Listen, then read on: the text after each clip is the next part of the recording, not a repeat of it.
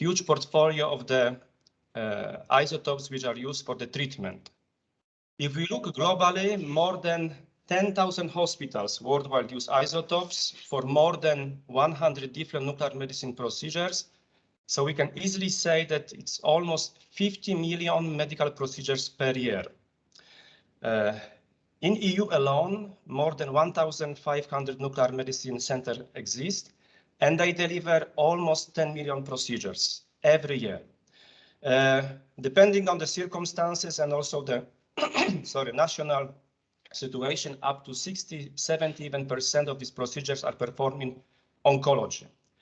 So what is the workhorse of the nuclear medicine?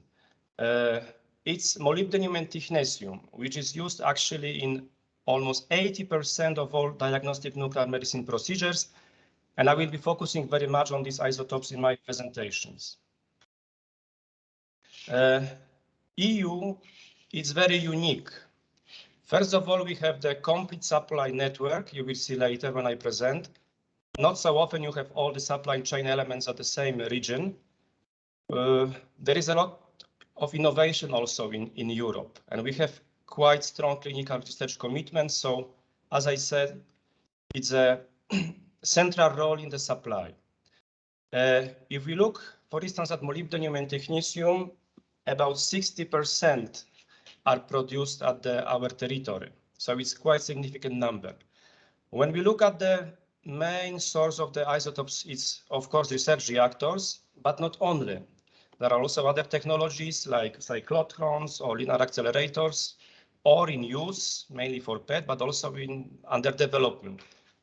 So I give you just example, for instance, a SMART project in Belgium or SHINE project, which is coming also to Europe. More information will come in the next slides and also even more in the next presentation. Should be also said that those isotopes and the production technologies rely on the very specialized supply chain. They are spread across countries, even continents, and this involves 24/7 just-in-time delivery. So isotopes cannot be stockpiled. There is a short half-life for molybdenum, 66 hours, for technetium, 6 hours. So you have to produce them constantly. So they have to deliver almost on a weekly basis to the hospitals. So this imposes certain issues with the supply chain. On this graph, which I have stolen from the Dutch colleagues, so apologies for this, but it's very nice, presents the nice diagram, nice portfolio of the medical isotopes. So you see that for some isotopes, actually the reactor is the most efficient way of production. For some isotopes, it's better to do it through cyclotron, or it's even only possible for cyclotron. For some, there are two options to produce them.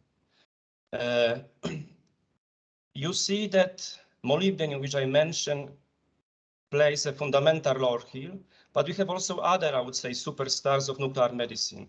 When you look at the PET side, positron emission tomography, you have fluoride 18. Coming back also on the right side, we have ytterbium 90, we have lutetium 177 beta emitter, also the big developments around actinium 225.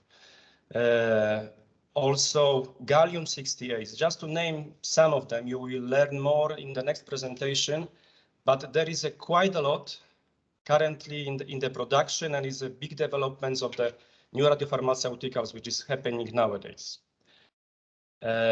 On this most mature way of the producing of medical isotopes, we see what is the schema and what is the situation in Europe. So first of all, you need uranium. You need uranium to produce a fuel and also the targets. So fuel to run the research reactors and targets to be irradiated in the research reactor facilities. After irradiation, which is like for molybdenum 5-6 days, those targets are transferred to the molybdenum processing facility for the chemical treatment to remove unwanted stuff and to get the moly, which is then sent to the so-called moly cows, generator producers, and then from that location sent to the various nuclear pharmacies or directly to the hospitals. When we look at the situation in Europe, we are pretty well-doing, I would say. We have a SCK, Euratom SCK in France, which is world leader actually in the production of the fuel and targets for the medical isotopes production. We have 4 research reactors which are very active in the supply of Muylle, but also other medical isotopes. So we have HFR in Netherlands, we have BR2 in Belgium, we have Maria in Poland, we have also the LVR-15 in Czech Republic, or I should say Czechia. We have 2 processing facilities, one Curium co-located with the research reactor in Petten, and also ERE in Belgium. Also in terms of the generator manufacturing, quite good situation. We have the 2 Curium sites, one in Petten, another in Saclay in France. We have also Euratom closely cooperating with Maria. So you see that it's a quite well-developed regional network of the production of medical isotopes. On the next slide, please don't look into details. Maybe some numbers are outdated, but with this, I would like to tell you 2 messages actually. Please look how important a role Europe plays, and also please note the complexity of the supply chain. So if we look, we have the 4 reactors, which I mentioned already. You see that actually in total we have 6, so 4 out of 6 are located in Europe. In addition to these 4 European, we have only Safari in South Africa and Opal in Australia. We have 4 processing facilities, again, these 2 located in Australia and South Africa, in addition to the 2 which are running in Europe. Look at the complexity, how many, say, the options, connections are presented here. Maybe it's worth to mention that Europe actually consume quarter of the world production of the Muylle. US is an interesting example. Actually, the domestic production starts on now in that continent, but they consume like 50% of what is produced nowadays.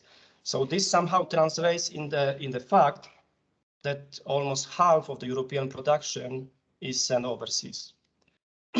In such kind of complex system, you can have issues. So, and the main issue is actually research reactors. They are aging, sorry. And because of the aging, they are prone for some outages.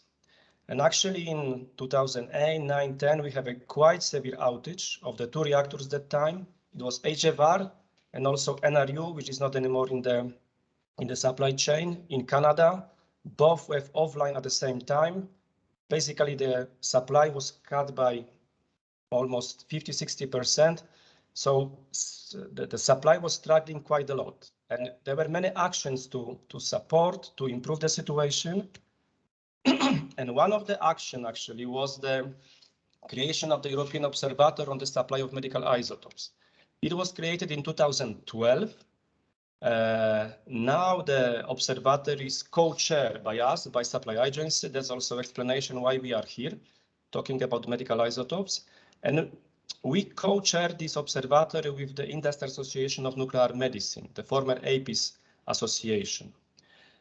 Who is on board of this body? So of course we engage with all the Commission services, DG Energy, RC, RTD, Santé, those who have in their remits at least something to do with the medical isotopes with this subject. We have also European Medicine Agency, EMA, colleagues from the international organizations, NEA, but also from the International Atomic Energy Agency. Of course, it's necessary to have also the clinical end users organization. So those are represented by the European Association of Nuclear Medicine. And we have quite a lot of industry with us, and most of them actually group within the NMU association.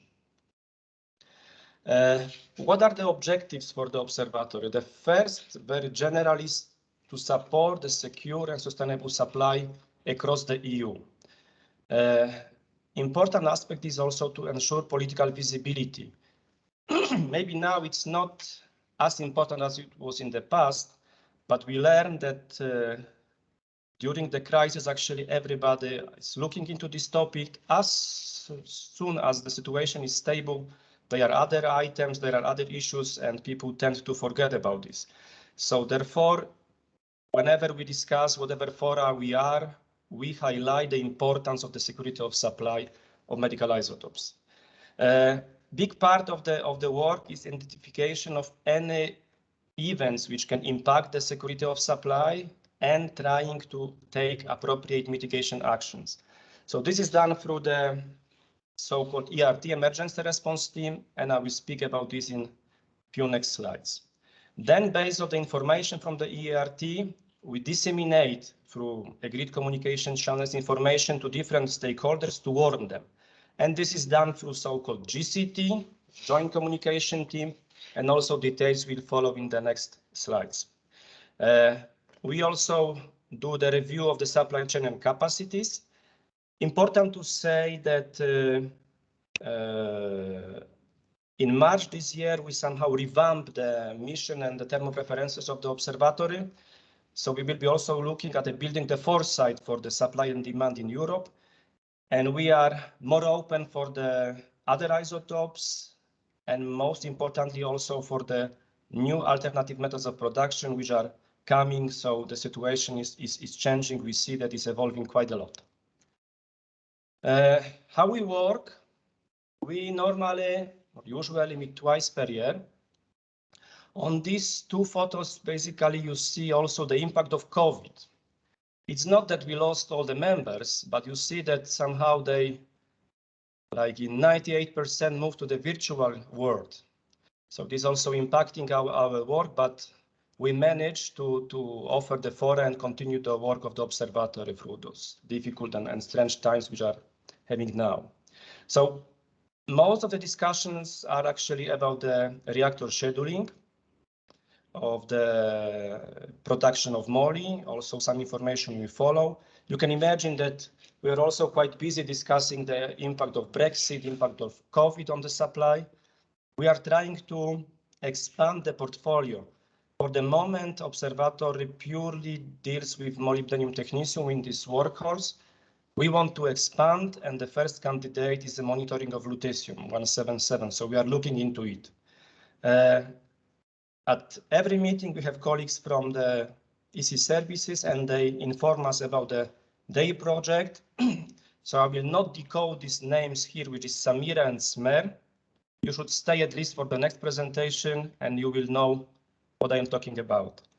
As an observatory, what is important that we also offer the forum for all those who produce and will be producing, because we have new projects in Europe. We will have MIRA, there is a PALLAS in pipeline, there is a under construction Julius Orbis reactor in France.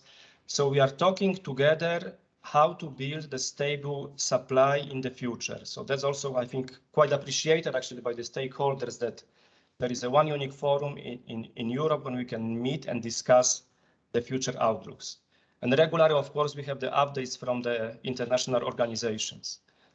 As an observatory, we produce different reports, depending what was at the stake at the time. So you see when there was a conversion, very much ongoing from AGU to LEU, we were active producing the report. Already in 2014, we were looking at the capacity and infrastructure development. In 2015, we produced the report which described all our activities. And also we encouraged the research reactors in 2018 to produce their position paper. Two important elements, which I already mentioned on observatory, is this coordination of the research reactor maintenance schedules. So this is very much done by our partner, NMEU. Through their security of supply working group, they basically week by week analyze the situation.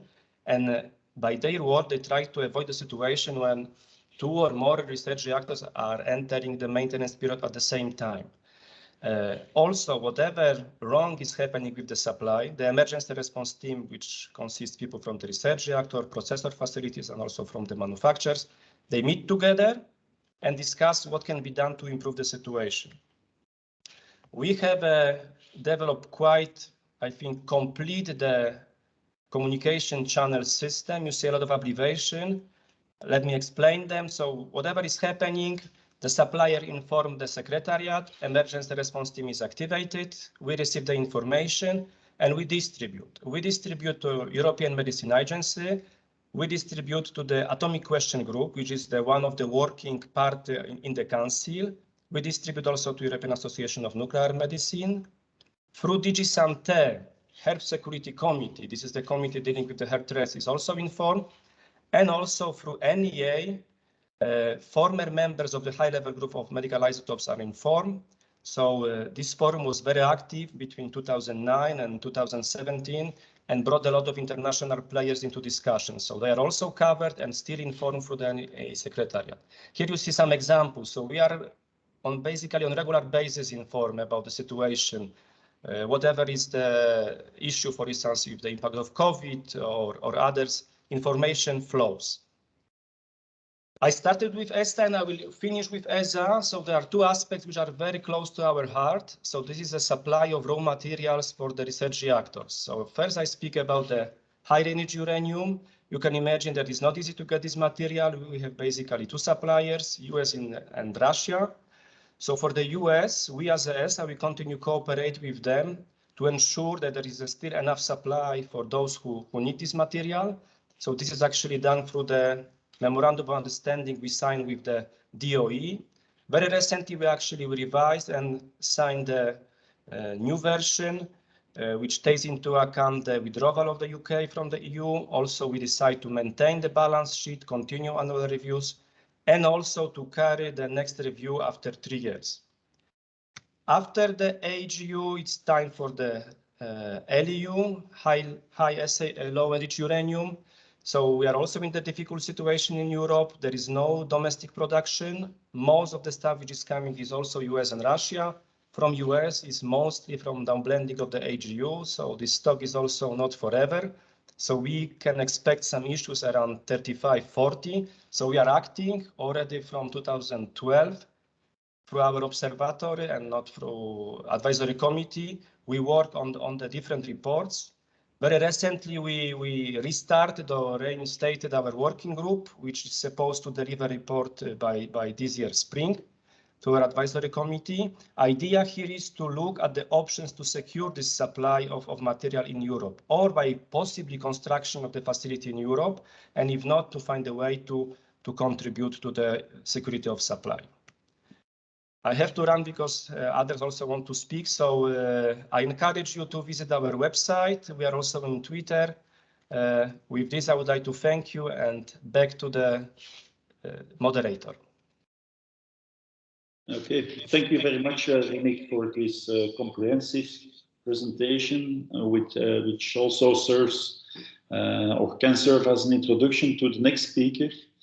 Georgi Simeonov from the European Commission, DG Energy, who will provide us some insights in the ambitious SAMIRA Action Plan, as well as other initiatives within the European Commission on the supply of medical radioisotopes. There will be an opportunity to provide to answer questions. So if you are willing to ask some questions, please put them in the chat box. Georgi, the floor is yours.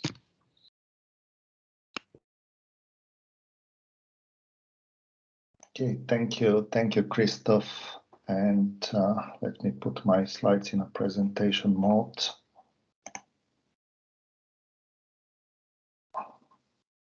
It's not reacting on my side. Let's see. Okay, now I hope it's okay now. Okay, so thank you for the introduction. Also, thank you to my colleague and friend Remig for creating quite a lot of expectation to what I'm about to tell you. I hope I can meet at least part of this. Okay, so I will speak. I'll basically have two parts of my talk. The first will be about SAMIRA, which is a major initiative that the Commission undertook recently that we are kicking the implementation now. And then I'll try to give you a bit of details from the recent studies that we've done on the supply chains of radioisotopes and to tell you what we've seen from these studies as the main findings. Okay, first, SAMIRA. SAMIRA stands for this Strategic Agenda for Medical Applications of Ionizing Radiation, and it's an action plan which is within the bigger umbrella of Europe's fight against cancer. So it was adopted by the Commission in February, just a couple of days after the adoption of Europe's Beating Cancer Plan. So just for a bit of context for you, Europe's Beating Cancer Plan is really the flagship initiative under the health umbrella for this commission, for the von der Leyen Commission. And it was supposed to be really the one big game in town, you know, in the health area. Of course, these plans were confused quite a bit by the appearance of COVID soon after this commission took its role. But nevertheless, it's still a very major focus. So under the Europe's Beating Cancer Plan, there is now a very big increase in EU funding programs for cancer and a lot of coordination ongoing. So we were very happy to be able to deliver under the energy umbrella that this action plan, the SAMIRA, which is to show and plan for the future how the medical applications of ionizing radiation can help in the fight against cancer. Changing on my side, let's see. Try this. Okay, now it changed. Okay, so just a bit of history, a bit of background. Actually, SAMIRA, as I said, was published at the beginning of this year, this action plan, but it was a process which took a few years, somewhere between 2017, 2019. Actually, we had this kind of establishing the evidence base, finding out what are the main things that we should do. And that was done through a couple of studies and several workshops, including a high-level conference in 2018, where we had the Commission represented at the very high level of the two commissioners for energy and health. We had the late Director General of IEA, and we had prominent speakers from member states. Also the Council, which is really one of the three main bodies of the European Union, issued conclusions in 2019, which welcomed the preparatory work and really called to the Commission to develop this action plan. And just to mention that it was all done into inter-service cooperation. So DG Energy, we are moderating, coordinating, but we had a lot of inputs from our colleagues in Director General for Health, from the two Research Director Generals, from the Educational Director General, and of course from our colleagues, our members of the same family, Euratom Supply Agency. Just to make it clear, when you speak about medical applications, there we just don't speak just about nuclear medicine. Of course, nuclear medicine is very important, but we are covering the three main specialties of use of ionizing radiation, so including radiological imaging with X-rays, and nuclear medicine and the radiotherapy. So there are specific actions for some of them. But of course, nuclear medicine is special because it involves all this issue of the security of supply, which Remi presented quite well, you know, how it works, etc., and the complexity. And I'll give you a bit more insights. I hope there'll be insights after I finish the presentation of SAMIRA, really with a few facts and figures and analysis that have been done recently with our support. So I'll not speak really about there are three main streams under SAMIRA. I'll just tell you a bit about the security of supply and what we are planning there. So the main thing that we are planning under the security of supply is this European Radioisotope Valley Initiative, or ERV, which is an acronym for something that hopefully will happen in a few years. We established a proposal in the SAMIRA Action Plan for broadly what should be the main mission of this ERV. So the main mission should be to maintain Europe's global leadership in supplying of radioisotopes. As Remig showed you, Europe at the moment supplies something like 60% of the molybdenum technetium, and for many of the other radioisotopes has a very strong position. And what we also want to do with this ERV initiative is to accelerate the development and introduction of new isotopes and new production methods. So to do this, I think that's what we have in the action plan now, published by the Commission, that this initiative should be able to set priorities for the future. So it should involve all stakeholders, etc., to be able to discuss and set priorities, and should also have a political element to it. It should secure long-term commitment and resources for investment. So we'll have to discuss how this is done through public and private funds. And bring in key stakeholders. Yes, this is important to really deliver on the first two missions. We also made a proposal. This is all subject to discussion, of course, and I'll tell you a few words about how we'll discuss this, because what we really have now is just a proposal for a process to discuss this. We don't have RV yet, and we'll not have it probably in a few years from now. But what we said is this process. Anyway, so we have said that 3 types of objectives or scope for this initiative relating to the supply of source materials, where we've seen these important dependencies of Europe on foreign suppliers. Then improving efficiency of industrial scale production, so all these supply chains with reactors and some now with also with cyclotron, etc. And then all this development of new production, etc.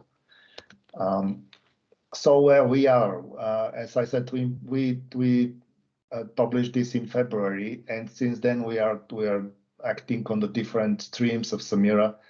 Actually, we are much more advanced, I would say, on the quality and safety stream and on the research. With the security of supply, it takes a bit longer to organize and to start it in a more systematic and good way. But what we have now, when it comes to the Valley Initiative, we have this report, which I'll present some findings from after I finish really presenting SAMIRA, after a few minutes, which is really our evidence basis, together with a report from produced by JRC or by a contractor for JRC, the SMER report. And so we have this evidence basis now. This was published in October last year, late October. And we are planning to launch this service stakeholder group, bringing together the different stakeholders. At the moment, we are working to identify the members, etc., and hold a first plenary plus some working group meetings in the first half of this year, or even in the first quarter. Then we also plan to launch consultation of RV objectives, which is quite a wide consultation, and we'll do that towards the mid-year, before the summer break. And we also have in the planning launching studies on RV scenarios and feasibilities of different scenarios to deliver on these objectives, and how feasible it is to deliver under the different legal and organizational structures under EU law or in some other way.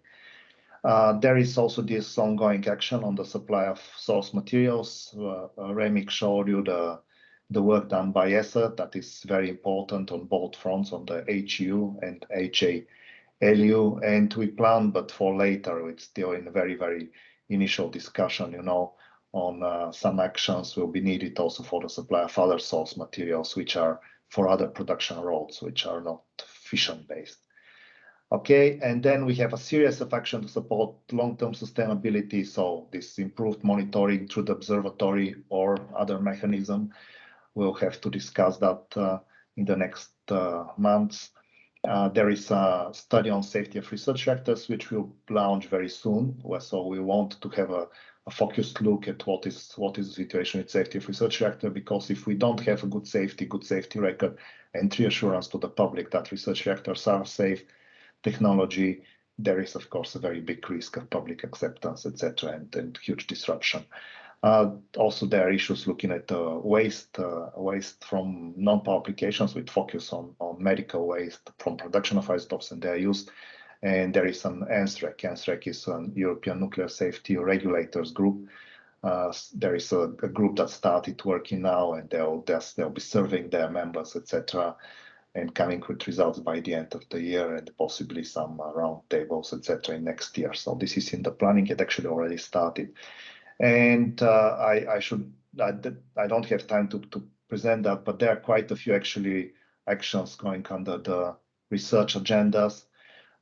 So under the indirect actions or grants, etc., there is this couple of projects helping research reactor to switch from HU to LEU. There is the TOR project, relatively new project, which is looking at optimizing and coordinating the operation of research reactors in Europe for various purposes, including the supply of medical radioisotopes. And there is a project like PRISMAP, which is actually not even under the Euratom program, it's under the infrastructures program of the Horizon Europe, which is providing this coordination of different facilities, including accelerators and reactors, for supplying different kind of new novel radioisotopes for research, for trials, etc. Okay, so this is my last slide on SAMIRA, and then I'll have to go through the rest, which is more factual, just to show you that, okay, we have made advances, and by the mid-year, we'll make even more advances on the three streams of SAMIRA work. And what we plan is to have a SAMIRA conference, high-level conference. So we want to have the commissioner, our commissioner, maybe the health commissioner, have very high-level representatives from member states, maybe from the French presidency. We are still in preliminary talks, so I cannot tell much detail, but we want to take stock of progress, discuss future direction. And yeah, this will be in June, last couple of weeks of June. We are almost ready with the date, but not ready to announce it yet. Okay, this was SAMIRA. Now I'll have to switch to trying to present that something which I never presented before. I've seen presentations on it, but this is a bit of results from these recent studies. I mentioned DG Energy, my DG study on the supply chains, or what we call coordinated approach to the development and supply of radionuclides in the EU. That was developed by a French consultancy, Advisor, with an advisory board, etc., a lot of stakeholder involvement activities. And there was also in parallel a study from JRC, the SMER study, which was focusing, zooming on the therapeutic radionuclides, and mostly covering the downstream, so the more closer to the demand side. I'll mostly cover the ENER Commission study, and only in the end actually show you also the conclusions of the SMER study, just to see that they are quite converging between the two studies. Okay, on the right you can just see this idealized kind of supply chain, which is not focused just on a research activity. It could also be different technologies for irradiation, and of course different supply chains there, or streams of materials for irradiation, etc. And some of these are of course optional, like putting it into a generator or not, etc.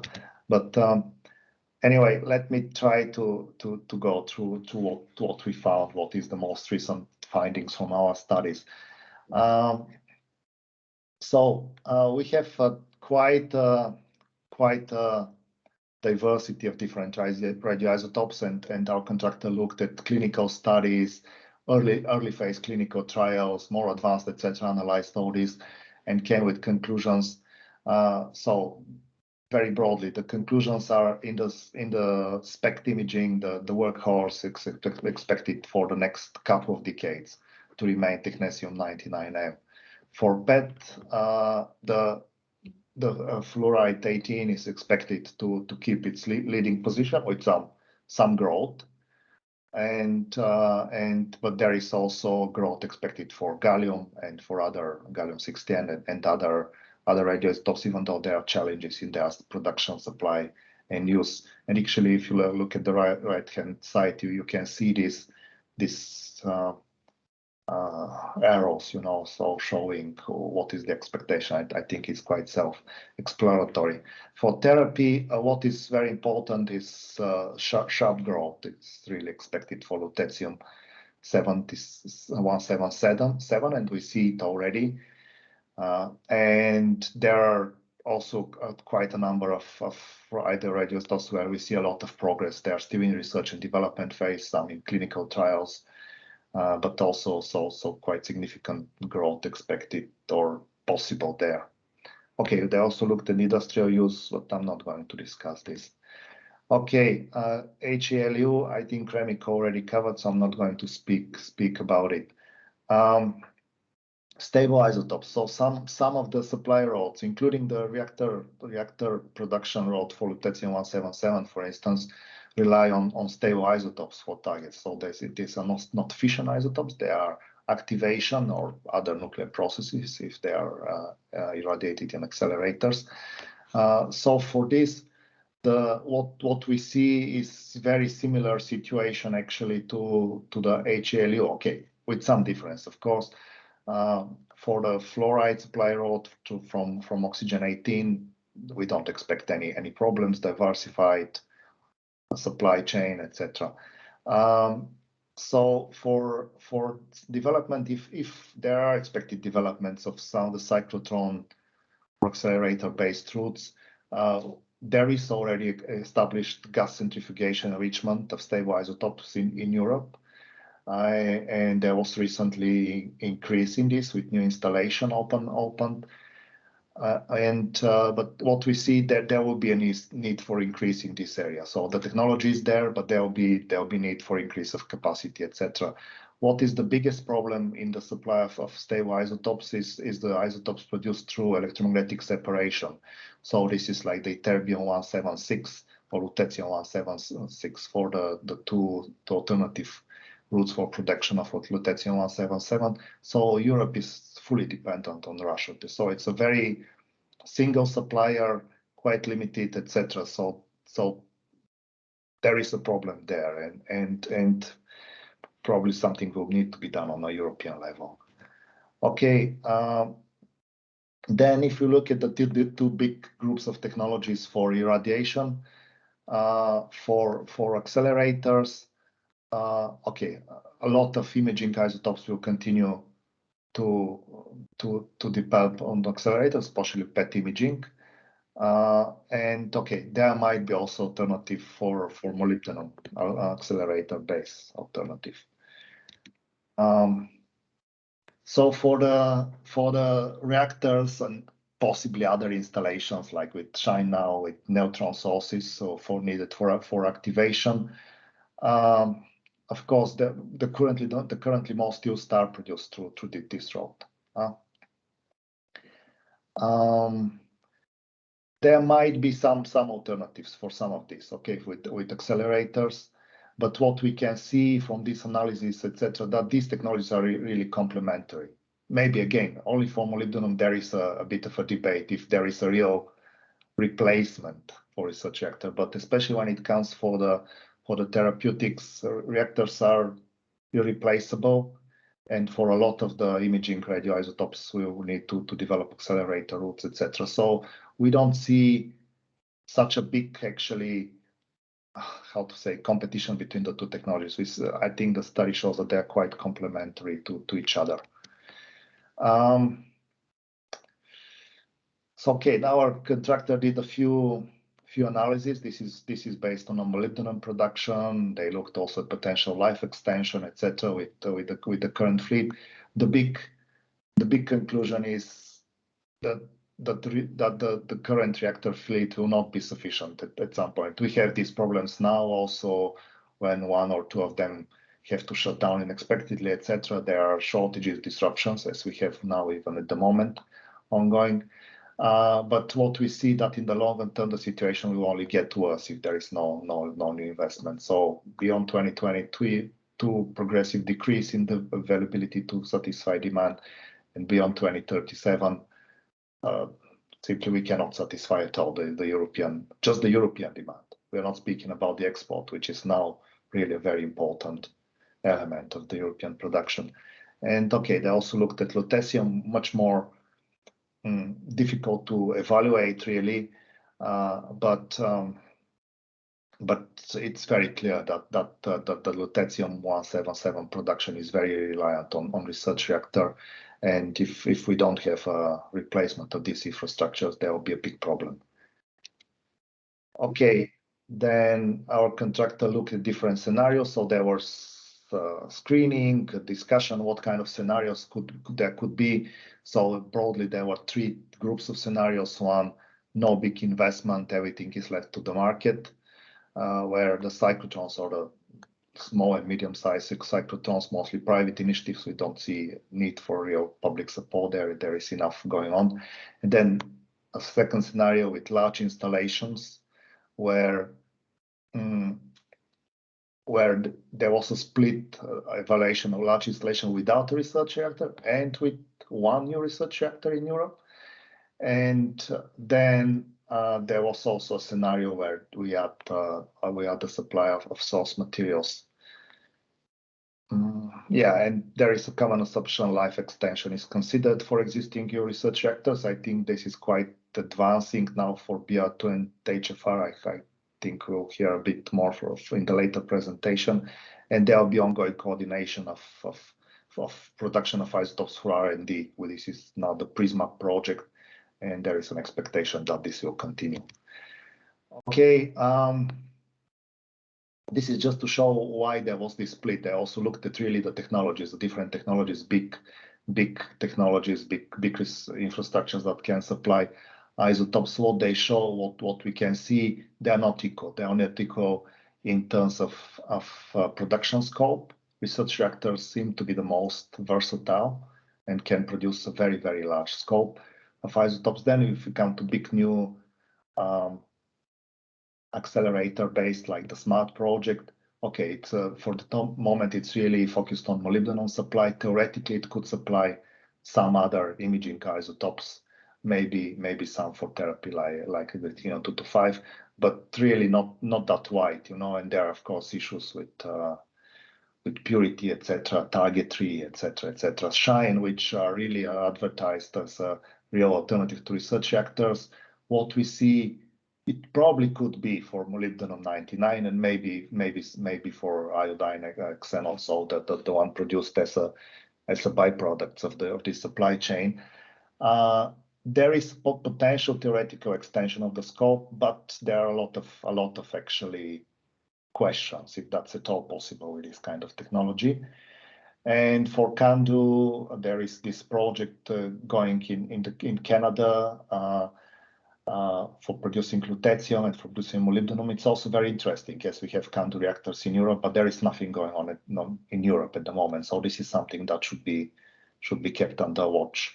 And okay, the bottom part of the slide, you just can see that these technological readiness level evaluations, different regulatory waste product, etc., considerations linked to the different technologies. Okay, so there was a lot of number crunching and scenario developments, etc. I think it will be difficult to really explain that in a short time.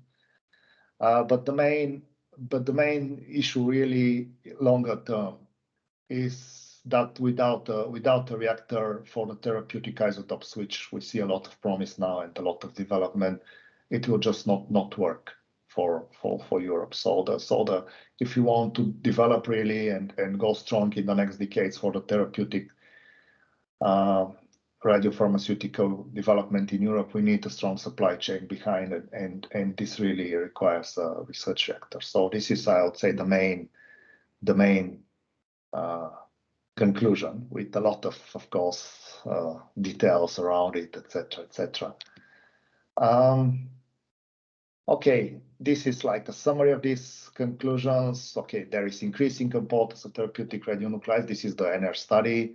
We need the versatility and flexibility of the supply chain. As Remig showed, we have quite a versatile supply chain now, and this is very important for Europe, and we need to keep that and develop it. And what we see, a lot of complementarity of the needs. We see a complementary need for cyclotrons and large irradiation installations, mostly meaning for research reactors. We need really HELEU supply, but we also need to look at the stable isotopes. And okay, there is this needs of R&D coordination, etc. And okay, the different scenarios, of course, the investment, there was evaluation of the investment. I did not show you this, it's in the report.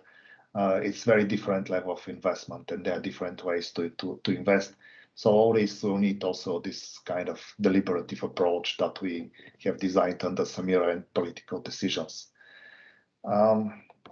Okay, and this is just the Technopolis study conclusions, which are focused on the therapeutic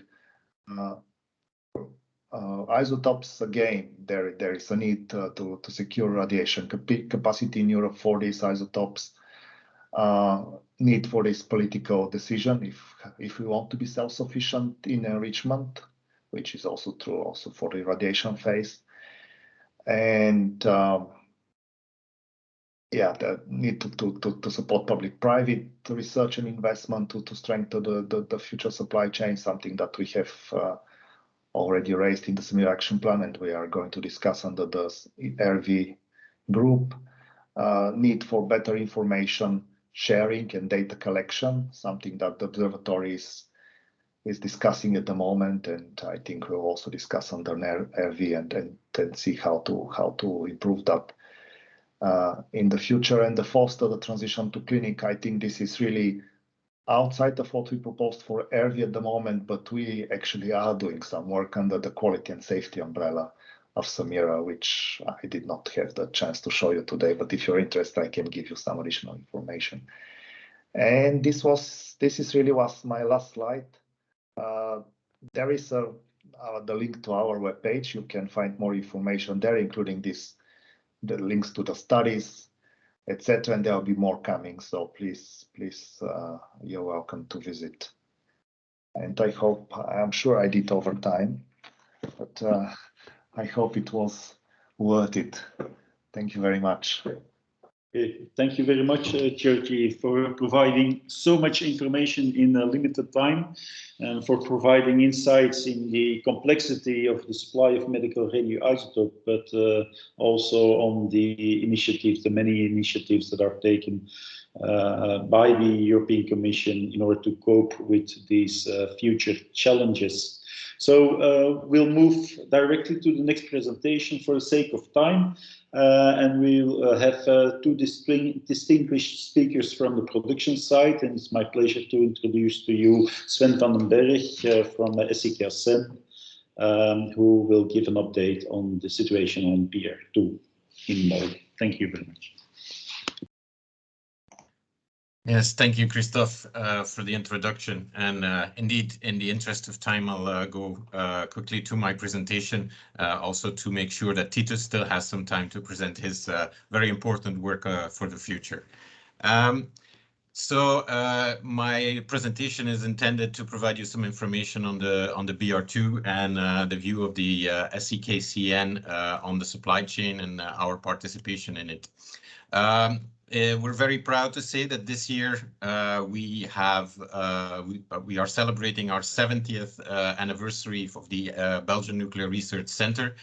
We've been around since 1952, and we've been considered the cradle of nuclear research, nuclear applications, and energy development in Belgium. And it's a double celebration because actually in 2021, we were able to celebrate we were not able to celebrate due to COVID, but we did have the 60th anniversary of our Belgian reactor number 2, which is a versatile high power material test reactor in the eastern part of Belgium at the SCK CEN site.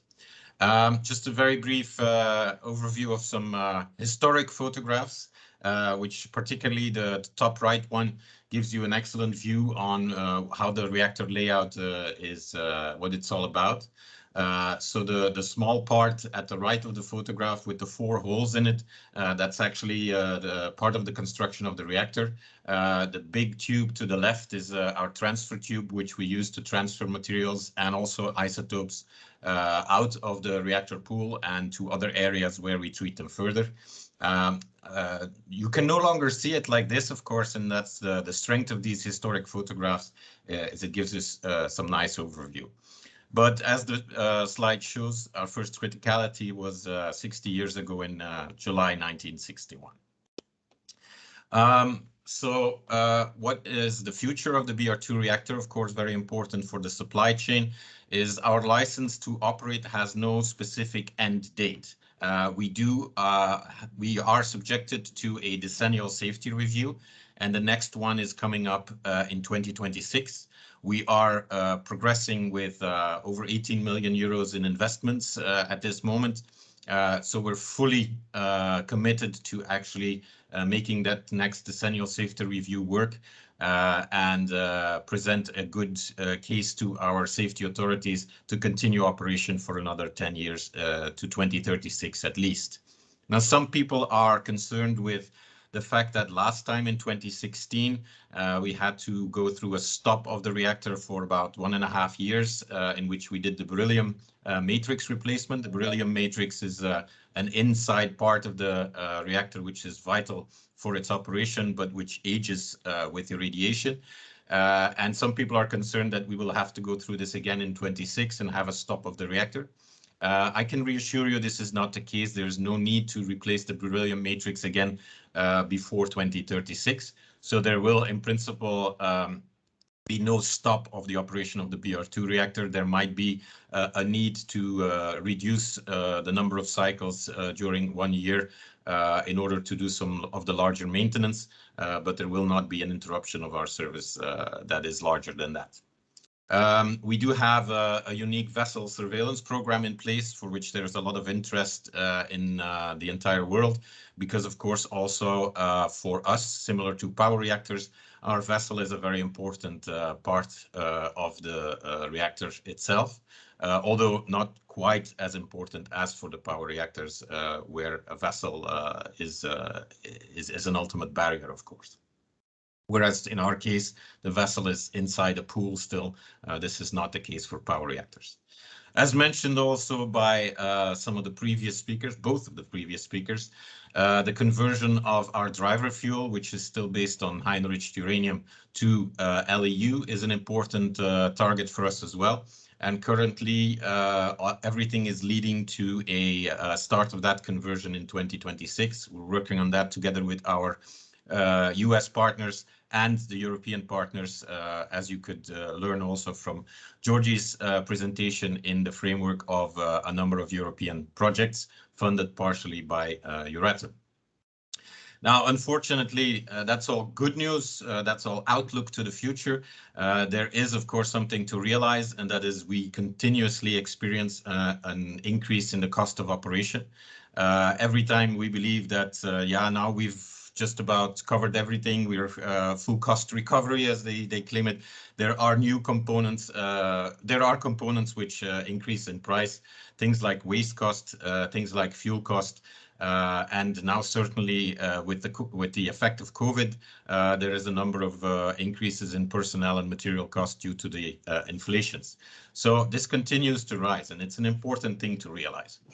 Let's go a little bit technical. I don't want to go too technical, but I do want to show you how proud we are of our reactor, of course. As you can see on the left, the reactor has a very unique shape, and as scientists, we like to call it a hyperboloid of revolution, but you can also call it a bundle of spaghetti, which is twisted in opposite directions at the top and at the bottom. It actually creates a very dense region at the center there, where the brown area is, and that's where the core of our reactor is. And these channels, they open up towards the top and the bottom, which gives us a lot of accessibility. And that's really the unique aspect of this reactor. High accessibility at the top, large area, 2 meters in diameter, with a highly dense core, 1 meter in diameter at the real core level. The brown area there is where the beryllium is located. The photograph you see is from when the beryllium was being replaced and when the vessel was also opened up. So again, quite a view that you don't see every day at our reactor site.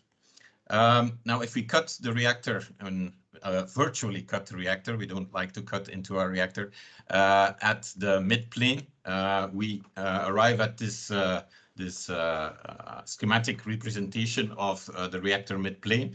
And you see that we have essentially those 80 channels available to fill up with different components that we need to operate the reactor. And that's also something that is very unique about this reactor.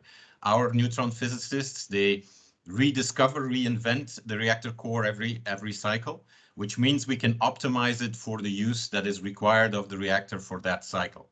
If we have a lot of experiments, then we can optimize the experimental conditions for the productions, which of course nowadays have our priority.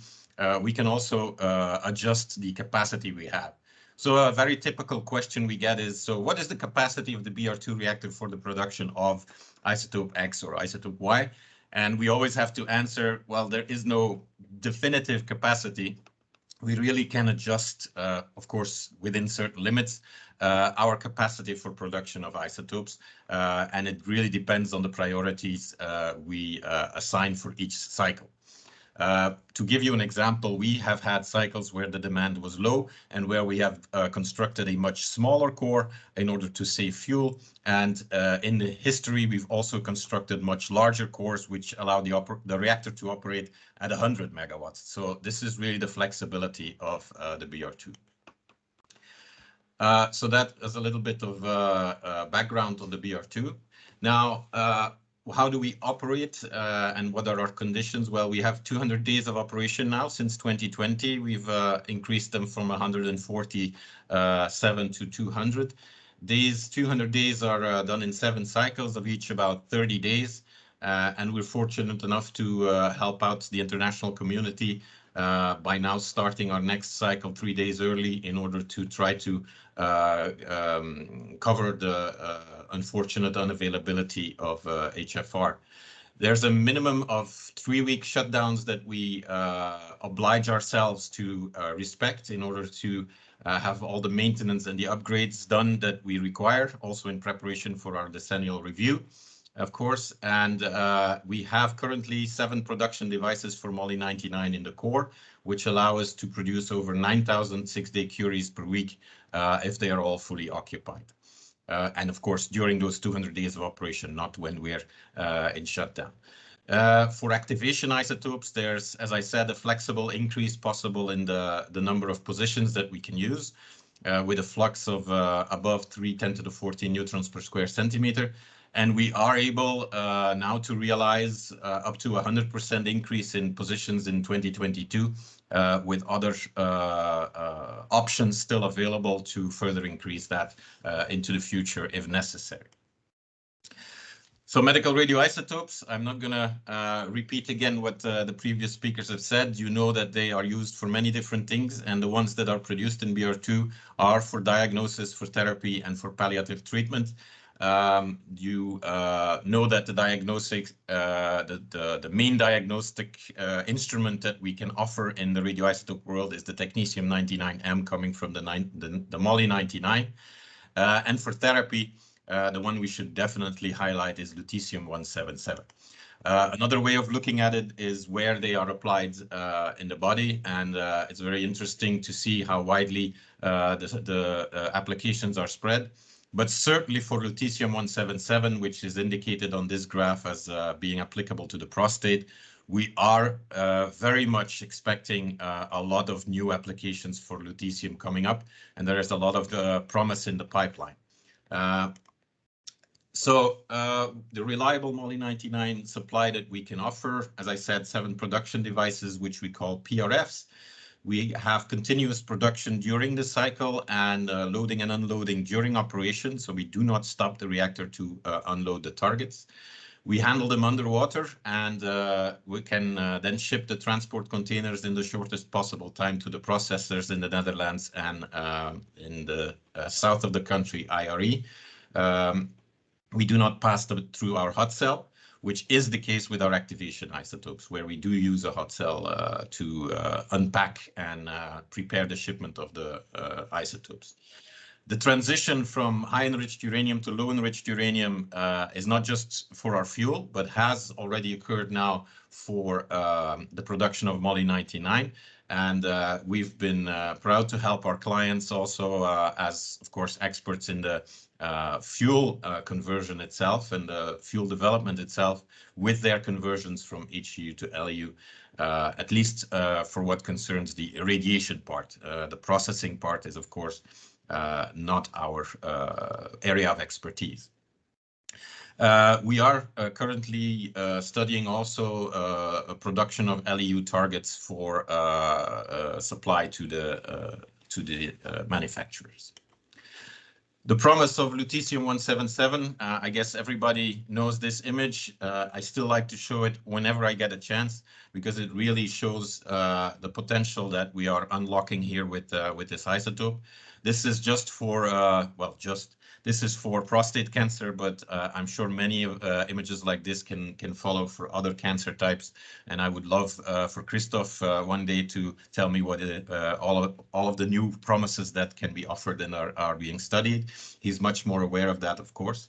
But you can see whenever there's a red spot in those images, that is where cancer has metastasized.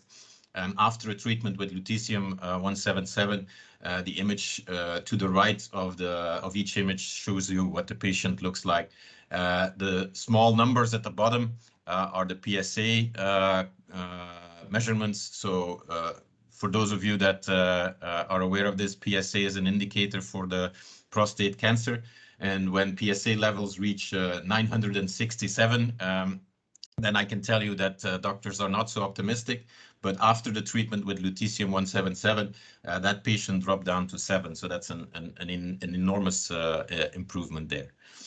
The BR2 flexibility in the core configuration, as I said, allows us to optimize the irradiation positions in each of the core positions that we reserve for our DGs. DG is droite gant. There's still a lot of French in our country, which essentially means thimble tube. It's a closed tube towards the pool of the reactor, so not towards the primary circuit. And so the isotopes can be once again loaded and unloaded during the operation of the reactor from the pool side.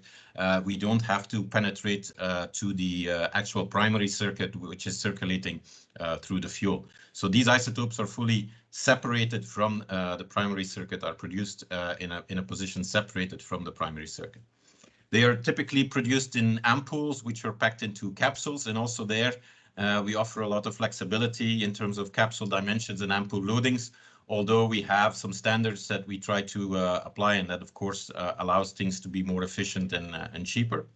We allow the use of recycled ytterbium-176, so lutetium-177 can be produced as a carrier added or a carrier-free isotope. Carrier added means that you put lutetium-176 in the reactor and activate part of that into lutetium-177, but then you cannot separate the remaining lutetium-176 and produce lutetium-177. So you have to inject both of it into your patient, which makes it somewhat less efficient, but it is easier to produce. The other way is to irradiate ytterbium-176, which is a very rare and expensive product, and partially transform that ytterbium-176 into lutetium-177, and then chemically separate the lutetium-177, which means you have produced pure lutetium-177, which of course has all of the advantages when you use that on your patients. Because the ytterbium-176 is so expensive, and rare, and the sources for it are quite low. It is recycled afterwards and is reused. And that is a possibility that is also available for the BR2 reactor. We are innovating there to enhance the capacity there as well, in order to not only increase the number of positions we have in our core, but also optimize the use of those positions and maximize the output of lutetium-177 and other activation isotopes that can be generated in each of them.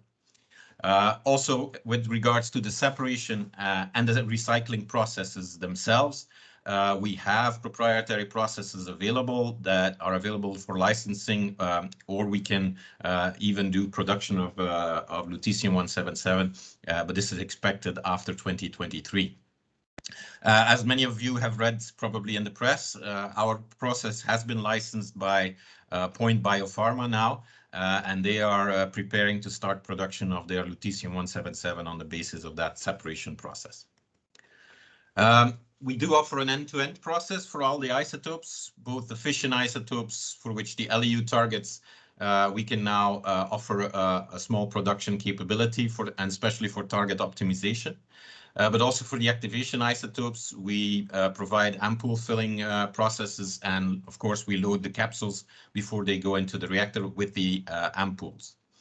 Then the irradiation is performed, BR2 reactor. I guess you've caught that from the previous part of the presentation, and we optimize the radiation conditions. And then we are fully preparing to take into operation a dedicated hot cell for radioisotopes. So we expect the delivery of the hot cell to be completed. They are already placing it to be completed by the end of this month, actually. And then the commissioning process will start, which will mean that the very large hot cell, which is available at BR2 and which is multi-purpose, which is used for maintenance, for experiments, for a lot of different things, will now no longer be fully occupied because the radioisotope demand is so much increasing that we hardly have any time available to use the hot cell for anything else. It will be freed up and there will be a dedicated hot cell for radioisotopes. It also means less risk for cross-contamination and things like that. So that will be a very important step there. The processing and the recycling, we have that proprietary low-waste radiochemical extraction process for the non-carrier added lutetium-177 and our recycling services, which should become available from 2024 onward. And the transport capabilities, we handle transport type A and type B containers, of course, and we can even organize the transport for you to the airport or to the location that you are looking for.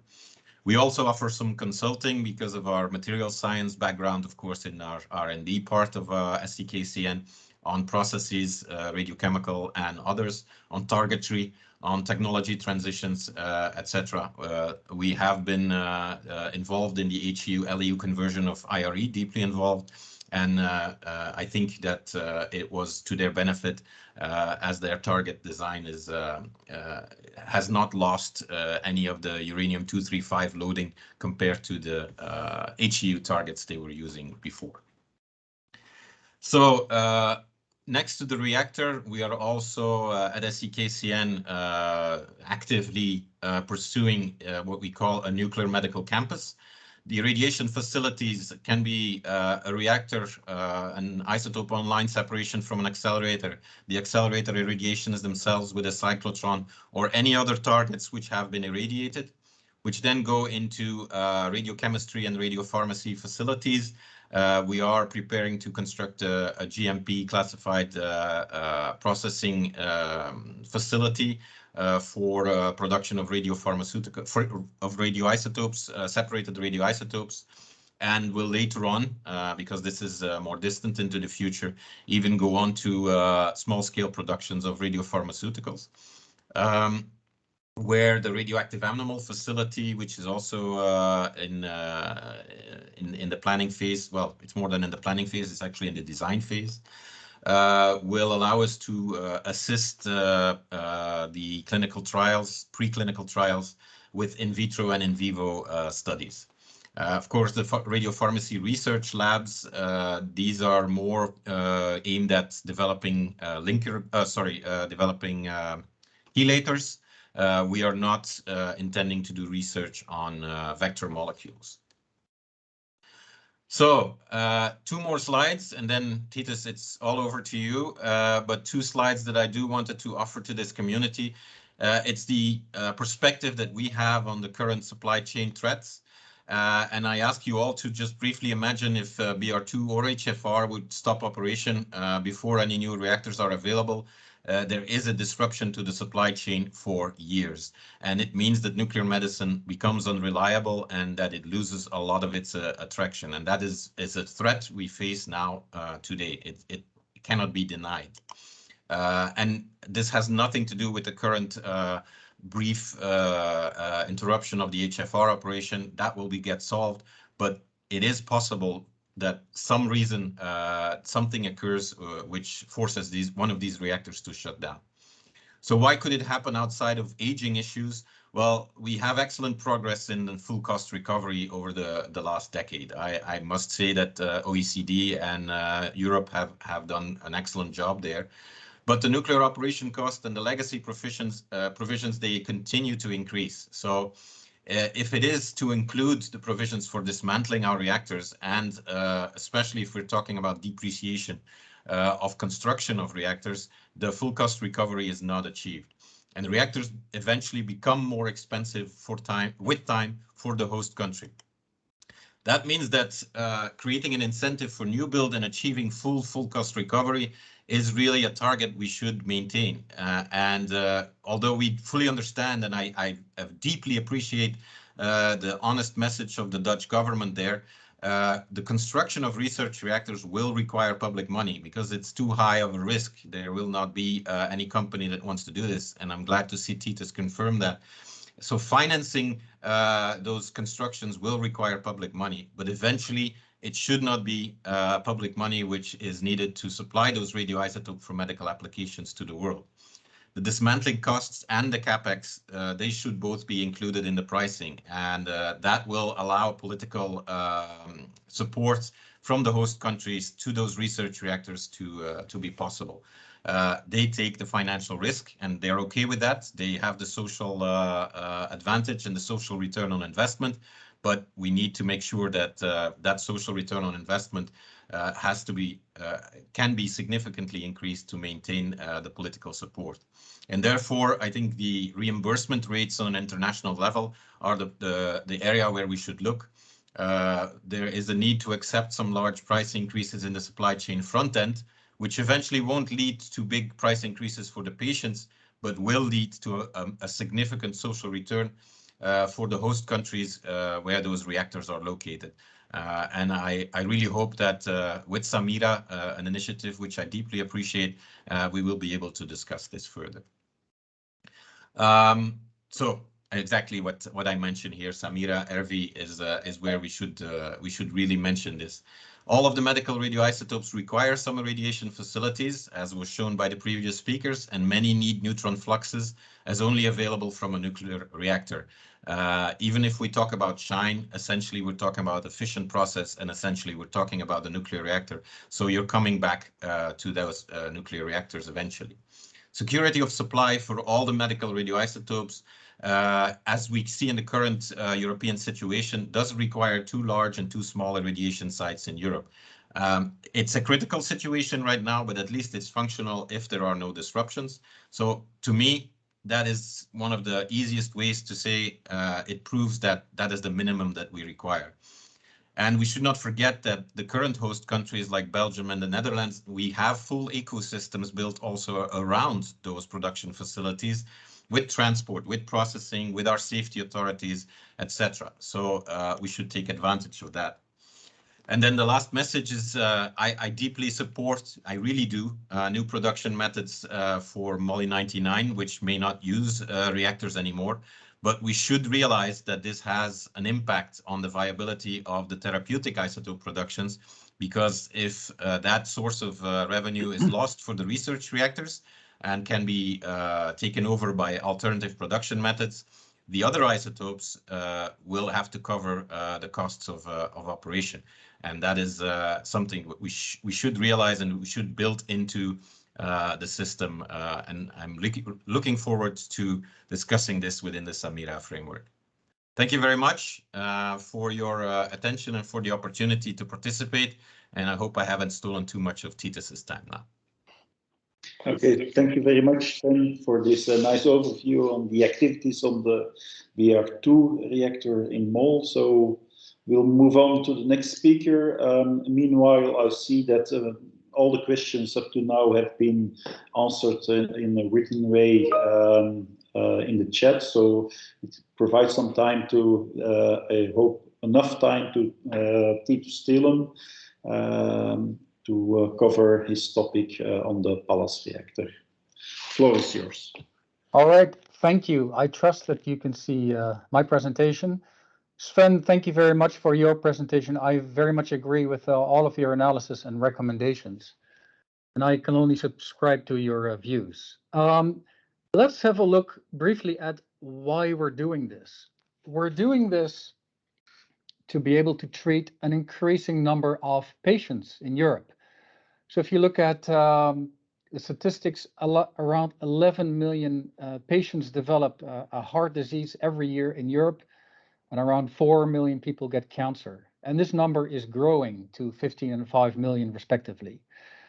It was mentioned before, so I will be brief. They are being treated increasingly through nuclear medicines. Around 10 million SPECT scans, around almost 2 million PET scans, and a growing number of therapeutic procedures. We estimate that this number is around 200,000 today. But if we look at the full pipeline of new medicines, then this number must be increasing a lot.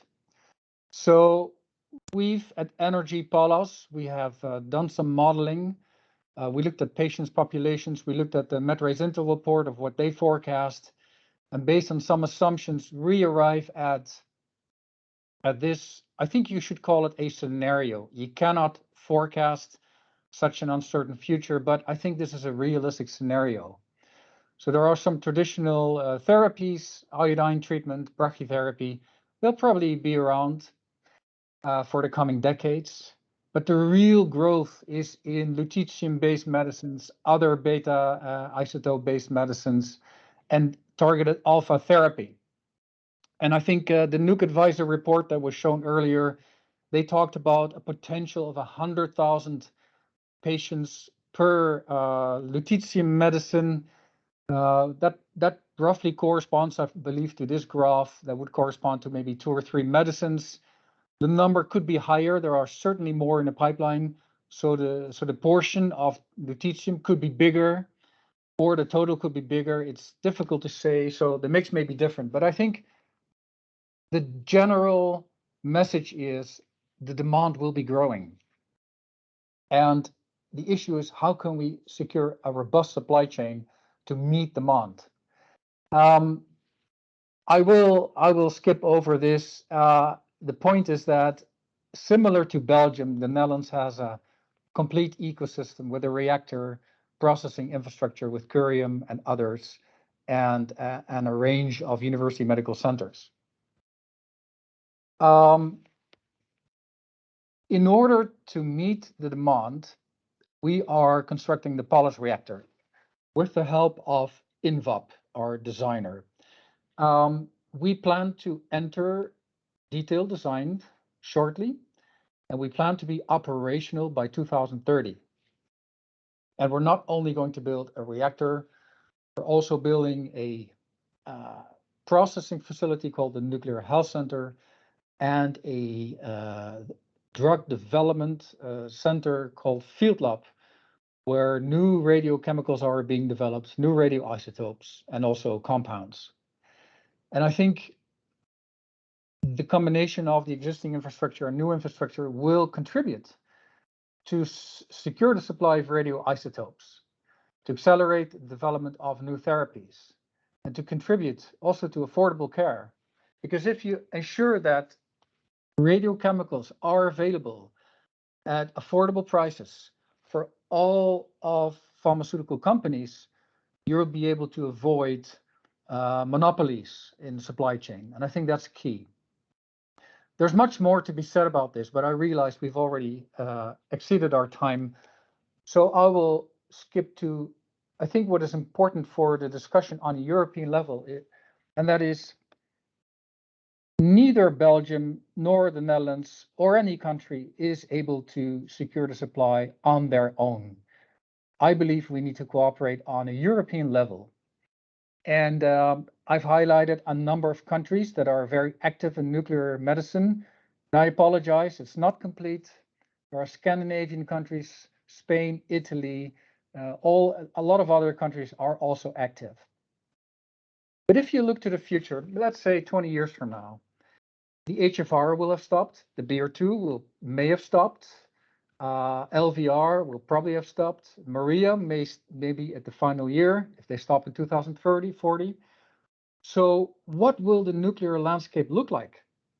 I do hope, and we're working on it, that the PALLAS reactor will be there. FRM2 in Germany will be there. Hopefully, there will be another reactor. There's another reactor initiative in Wales. The Arthur reactor, I think it will be a great addition, an asset to the reactor landscape. And of course, there's the Jules Horowitz reactor. So there will be, let's say, 4 reactors. And I think that will provide yet another solid base, as we have today, for the future. And it's not only the reactors that are relevant, it's also the processing infrastructure. And I think Poland, for instance, is a very important country with Polaton and currently Maria, but also France and Belgium, of course. So I do hope that we find a way to make sure that the investments that are needed become available, that they are not borne by individual taxpayers in individual countries, but are shared through fair pricing, and that there will be a pan-European cooperation. I have many more things to say, but I realize we have run out of time. So I give the floor back to our moderator, Kristoff. Okay, thank you very much. We have some time for discussion. Most of the questions have been answered, I think. I don't know if one of the speakers wants to comment on the other presentations. Anyhow, what I understood and what I witness right now is that radionuclide therapies is really a very promising therapy, and you showed the therapeutic effects of efficacy, but even as important, these treatments are very well tolerated by the patients. I think that's also a very important message. What we understand is that there are a lot of challenges right now, quite old reactors. Also, I'm happy to see that there are quite some new initiatives to bridge, but to cope with these challenges. But it will be a challenge in the next decade to cover or to bridge the period until these new reactors will be active. From the questions, I think most of them have been answered. Maybe the question on the Arthur reactor, I think that's something that was a well-kept secret for most of us. How do you see the collaboration with the countries outside Europe? Should we focus on self-sufficiency, or do we is the only solution to collaborate between all the different countries worldwide? What is your opinion? Please, it's maybe a question first. It's about supply. Remigiusz, could you give comment on this? Yes, from our perspective, you know, our mandate is EU, so it's pity that we divorce and we see some side effects of this divorce, UK, Europe or EU. Of course, we are open to talk, but also when we see through observatory, our term of references clearly state that the facility or office should be at the EU territory. So we are somehow limited by our mandates. But we stay open to discuss, and also this Arthur came as a surprise to me. So maybe there are some other surprises around Europe. So looking forward to learn about them. Thank you. Any other comments from the audience? Yeah, maybe I can add. Of course, I cannot give a definitive answer now, but because of course that the UK is now outside of the European Union complicates things when it comes to discussions and political discussions and taking decisions. But there is a framework now for cooperation between EU and UK, and we are from the perspective, supply of isotopes, etc. I think it would be very useful to have the UK around the table when we discuss. Of course, that does not mean a promise that they'll be part of the every discussion yet. We have to study what are the political guidelines on this, etc. But it's really, I didn't know about the other project, and it really sounds as an important piece of information now that we have to consider when we are developing the discussion in ERVI. And if I may just comment on, there is this a very pessimistic view from a Polish colleague, I think, and then some more optimistic about the desire to invest in research reactors in Europe. I think a couple of points. First, research reactors are still multi-use facilities. They are, of course, very important for the supply of isotopes, and we are trying to bring that in a very, very sharp relief, and clear on the political agenda. But they are still research facilities with many, many other uses, and there are actually European programs and frameworks under which research reactor projects are supported. Actually, there is ongoing support for Jules Horowitz reactor. There is ongoing support for MIRA. Actually, I think it was for a long time quite, PALLAS was a bit lagging behind because it was managed as this commercial project for supply of isotopes, etc., and not participated in many of these. But I think it's very useful to also, we would be discussing, we have all the will to build ERVI as a new instrument, as something meaningful that will help the supply of isotopes. But I think for any research reactor project, it's also very important to get on board on other European cooperation and support mechanisms that exist, for the research infrastructure. So this is my point on it, and it's also the supply of isotopes is multidimensional. The reactor use is multidimensional. It's not so simple answer, like we want or we don't want to invest in research reactors.